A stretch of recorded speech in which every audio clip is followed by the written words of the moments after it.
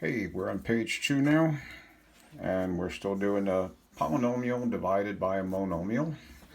And taking the safe approach, I'm going to work down here, more room that way. I'm going to rewrite this as 3 separate fractions, each part of the numerator over that same denominator. So it's 4x to the 8th over 2x to the 4th minus 10x to the 6th over 2x to the 4th minus 6x to the 4th y over 2x to the 4th.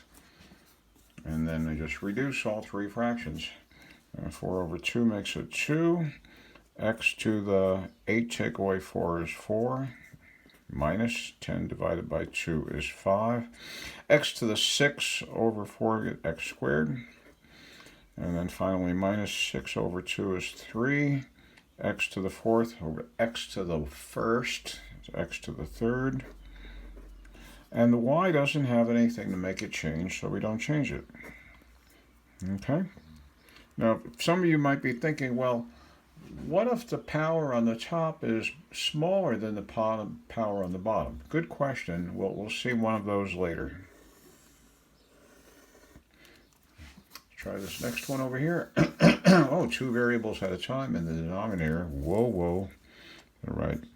10x to the 4th y squared over 5xy minus 35x to the 4th yz over 5xy minus 15x to the 4th y to the 5th over 5xy. Now, if you're thinking, can I just divide all the numbers by 5 and subtract 1 from every x exponent and subtract 1 from every y exponent? Going back over here, can I just divide all the numbers by 2 and subtract a 4 from every x exponent and get that same? Yes, you could. So I'm doing this just to slow it down, but feel free to use that shortcut I just described. So this is going to be 2x to the 3rd y to the 1st minus 7 x to the 3rd. The y's totally cancel, and we keep the z, minus 3 x to the 3rd y to the 4th. Here's our answer. Okay. Well, let's try this one the short way. Shall we? Divide all the coefficients by 4. So that's going to be 4. Then we're going to need a minus sign, and 5, and a minus sign, and 3. And we're going to look at each a term and subtract 4. So we'll get a to the 8 take away 4 is 4. A to the 6 take away 4 is 2. And that'll be a to the 0, which makes 1, so we don't bother to write it. Or you could just say the a to the 4ths cancel. And there's an invisible 1 exponent on the b. So I'll just subtract the 1 from all the b's. B to the 2nd. And b to the 0, so the b's are gone there. And then finally just plain old b. So this looks lopsided, but that's our answer. 4a to the 4th b squared minus 5a squared minus 3b. Okay?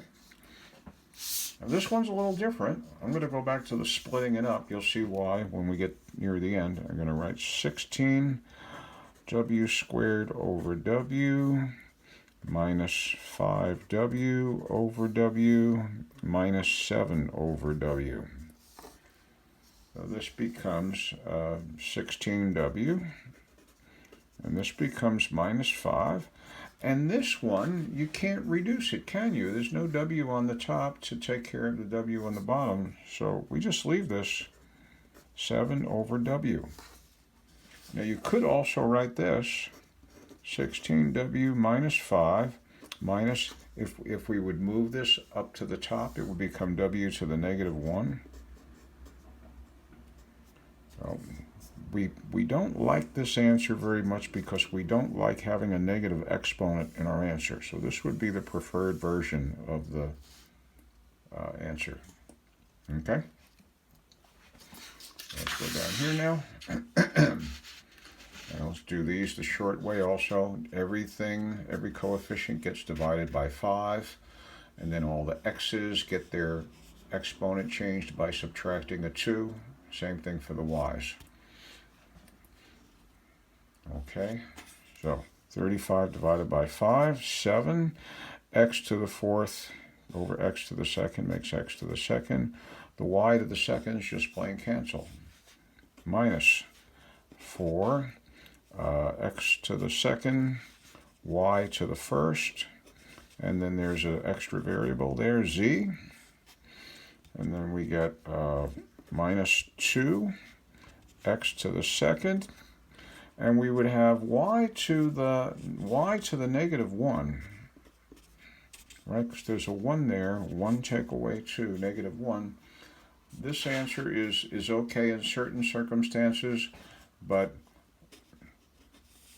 the y to the negative 1 all by its lonesome, remember that's 1 over y to the first. So you could take this last term and rewrite it as I'm about to. Minus 2x squared over the y. And if we would have separated this into 3 fractions like earlier on the paper, you know, when we got to this point, we would have said, well, you can't get rid of the fraction here because you got more factors of y in the denominator. Look at this one. Let's look at this one with a different eye. Do all the exponents of the x's come out at least 5? No, not this last one. See, so we'll wind up with the x in the denominator there. How about the y's? 8, 5. The y's going to work out. And the z, see, there's no z in the first. I think this one might be a better candidate for the original slow down method. So I'm going to write 35 x to the 9th, y to the 8th. This is kind of boring, isn't it? But hey, at least it's not a word problem. Y squared z. And then put that line through there, as I've said many times, so I don't mix it up with my 2's.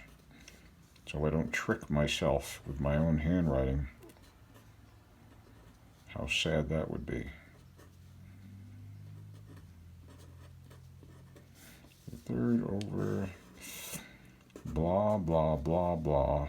So x to the 5th, y squared z minus 70 x to the 4th, y to the 9th, z over 7x to the 5th, y squared z.